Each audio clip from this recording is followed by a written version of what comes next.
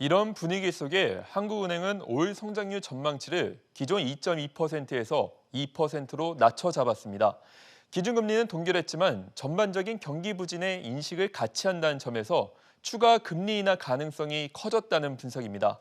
류정훈 기자가 보도합니다. 창사 후 지난 2분기에 사상 첫 적자를 기록한 이마트. 3분기 반등에 성공했지만 불황이 계속될 조짐을 보이자 사상 처음으로 외부에서 대표이사를 수혈했습니다. 이마트뿐만 아니라 롯데쇼핑, 현대백화점 등 유통업계 전반이 소비 부진과 실적 악화에 시달리고 있습니다. 내수 침체에 따른 소비 부진이 성장률에도 영향을 미치고 있다는 게 한국은행의 분석입니다. 한국은행은 이 같은 분위기를 반영해 올 성장률을 기존 2.2%에서 2%로 낮춰 잡았습니다.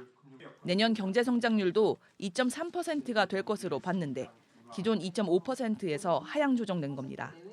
당초 예상보다 수출과 투자의 회복이 지연되고 소비 증가세도 둔화된 점을 반영한 것입니다. 한은은 올해 수출과 내수 모두 부진할 것으로 내다봤습니다. 상품 수출은 지난 7월까지만 해도 지난해보다 2% 증가할 것으로 봤지만 이번엔 마이너스 0.4%를 제시했습니다.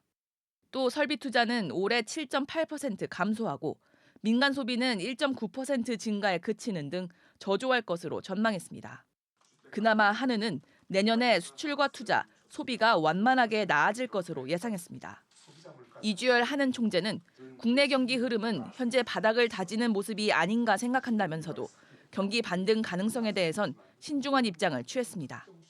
내년 전망치가 잠재 성장률에 미치지 못하는 수준이라고 하는 점에서 보면 우리 경제 성장 회복 모멘텀이 강하다고 볼 수는 없겠습니다. 한편 기준금리는 현 수준인 연 1.25%로 유지를 결정했습니다.